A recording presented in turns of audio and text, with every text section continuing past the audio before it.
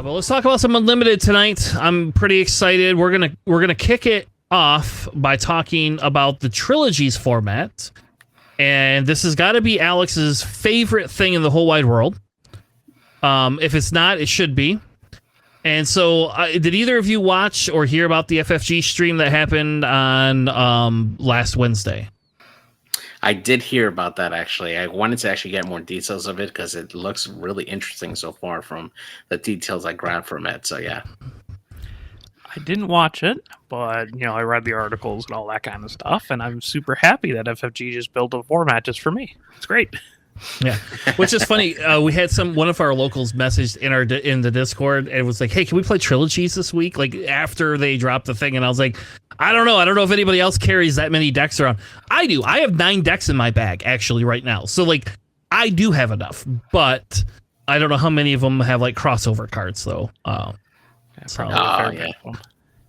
Yeah, I have a lot of villain. So. The most I ever carried around me at one time was 15. Jeez. Yeah. I thought I had a little lot. bit of crossover. Not too much, just a little bit. It was mostly like the Falcons and the Lukes, like the really big set 1 legendary stuff. Yeah, so for me, I've actually been trying to teach some friends that came up after living away for a while. So I actually have 2 light side, 2 dark side decks, and 2 Twin Suns decks, and I've been teaching them and my brother how to play. So yeah, I love to have another format to teach them. So it'd be great. So the Trilogies format is very unique. It's still a 2-player mode. But what's exciting about this is essentially what you get is a brand new mode of play. So you're going to get to be able to play SWU in a little bit different of a manner than we had before, right? So you're still going to be head to head. It's still going to have that feel, but essentially it's geared towards players that like to build decks. That's the first thing it's geared toward. It's geared right to me. Yeah, and it's geared to people that know matchups and know how to navigate them. And so they're testing this format out at Galactic Championship this year. My belief is that this is probably going to become a thing. I could be wrong. They seemed a little hesitant, like they hadn't gotten enough feedback. So I don't know if this was something they just randomly created. I have no idea. But my belief is if this does well down there, like this is something that we could easily see. And I'll tell you what, for me, just like in terms of like what is FFG going to do once rotation starts happening, like this format allows you to bring in old school stuff and just kind of builds it out bigger. So think about it. Now you got 6 sets to play with, right? After they rotate. And, you're going to be able to like have all of this cool stuff that you'll be able to build decks out of, and you won't have as much crossover as you would before. So Alex, why don't you kick us off? Tell us about what this is. Like what is Trilogies? Yeah, so Trilogies is a new format. You build 3 different decks, which I love. Different leaders, same like common bases, I believe. And you the normal deck building, restrictions apply. But additionally, you can only have 3 copies of a card across all 3 of your decks. So, 3 Palpatines in one deck, none in other ones. Or 1 in each if you're playing it wrong. Who knows? That's really cool. And then they did, it's best 2 out of 3. And they did it kind of like how we would do Team X-Wing format stuff. You look at all 3 of your opponent's decks, presumably just like the leaders and the bases and whatnot. And then you ban 1. And then you have to win with the 2 that your opponent didn't ban. So if I'm bringing like Han Solo yellow, like set 1 Han Solo, and like I don't know, yellow Boba Fett, because he's legal in this format, right? Because there's no ban list yet. And I don't know, Palpatine Red or whatever, right? I can't. Your opponent looks at me and they're just like, well, you can't play Palpatine, Alex, because that'd be silly. And then I have to win with both the Boba and the Han deck. And probably shouldn't be hard. Yeah, it should be too hard, right? Well, if they know me, they ban the Palp. If they don't know me, they ban the Boba, right? Or maybe they're an opponent that I had at the PQ, and then they just ban the Han. But yeah, that's yeah, just win with your 2 unbanned decks, and it's going to be really cool. And I'm excited because this is just like my favorite stuff. I love deck building things. I love building things with a lot of restrictions because I think that just makes you more creative and workarounds. You know, there's some easier stuff like, well, this deck has 3 surprise strikes, but this one just has like 3 breaking ins or whatever, right? So it's like, okay, you can kind of get away with certain mixes and matches of stuff. Especially when a lot of the card pool's the same, right? Like, one deck can have phase 3 Dark Troopers, the other one can have sub-block cards. I like that kind of stuff. Yeah, and I think we have a big enough pool now that this makes sense, right? Like especially with the set 5 dropping, like we really genuinely have enough cards to be able to build this.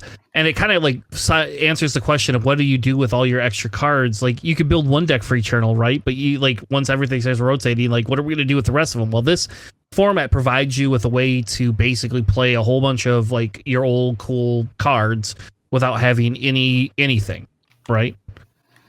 The other kind of caveat to this too is once you win with your deck, it has to go in that winner circle, right? Yes. So if you win right away, you have to win with both your decks. Yes. Your decks. So you don't get you can't build a Boba Fett, a Jango, and a Han, let's say, and they banned the Jango Fett. So you have a Boba Fett and Han. You can't just play Boba Fett for the rest of the time. You have to win the other games with the other one. Right. So like if you want to play with your Han, like that's fine. Like whatever deck you think is the strongest, you should probably not play first because you're gonna have to play that for 2 games at the end of the set for it, right? So the way they explain it is when you build it, when you play, once you lose, you can reuse those decks, but once you win, you don't get to use that deck again until you've lost.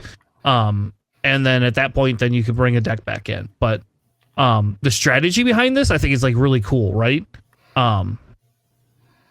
And what's funny is like, so what this does is this encourages you to be able to play different like heroes or villains all at the same time. Like, so for me, it's like, I'm going to have a Han 1 deck. I'll have a Han 2 deck, and then I'll probably have a Palpatine deck, or I'll probably have, what I'll do is I'm going to build an Admiral Trench deck that's stripped down and doesn't have anything good in it. And then I'm going to build like, a Palpatine deck and a Han 2 deck, right? And I'm gonna have all of that stuff, and then people are gonna like be like, all right, we're banning the Trench, you can't play Trench anymore.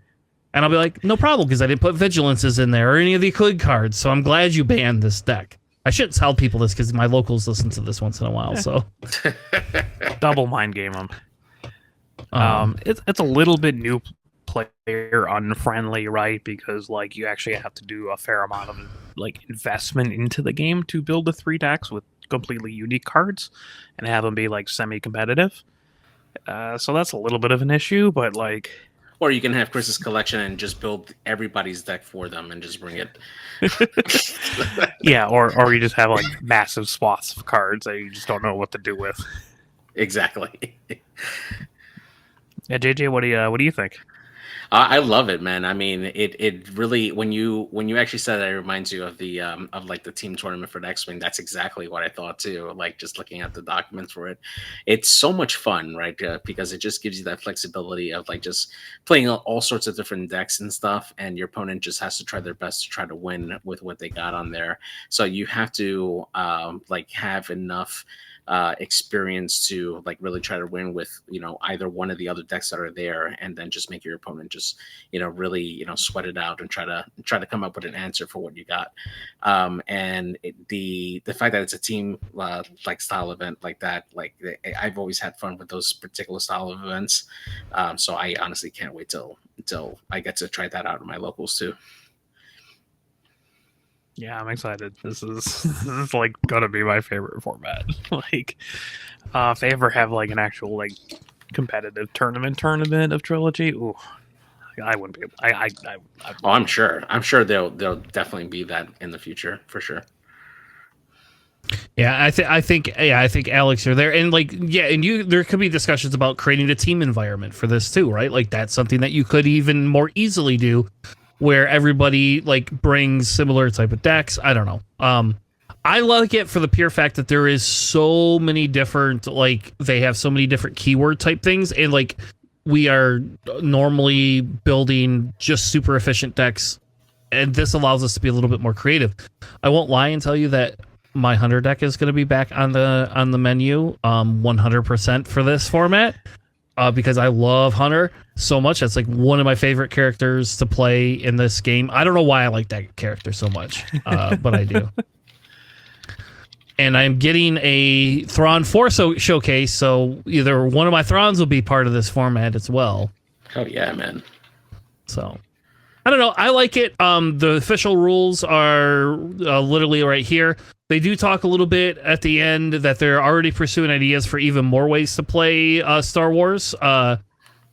So if you're a casual only player, like this this just kind of benefits everything. And I'm actually was hoping to talk to some of the guys that we have a local game board store in downtown Grand Rapids, and they play a lot more casual there.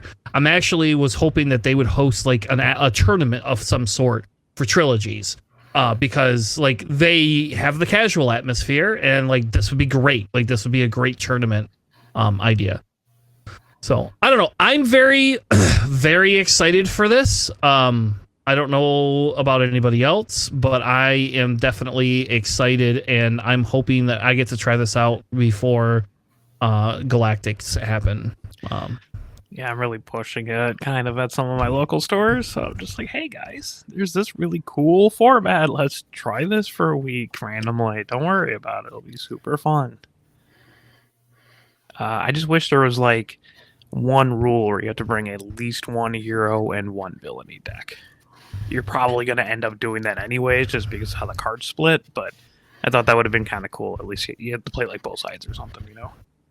Well, all right. Well, thank you so much for joining us for that segment where we talked about Trilogies.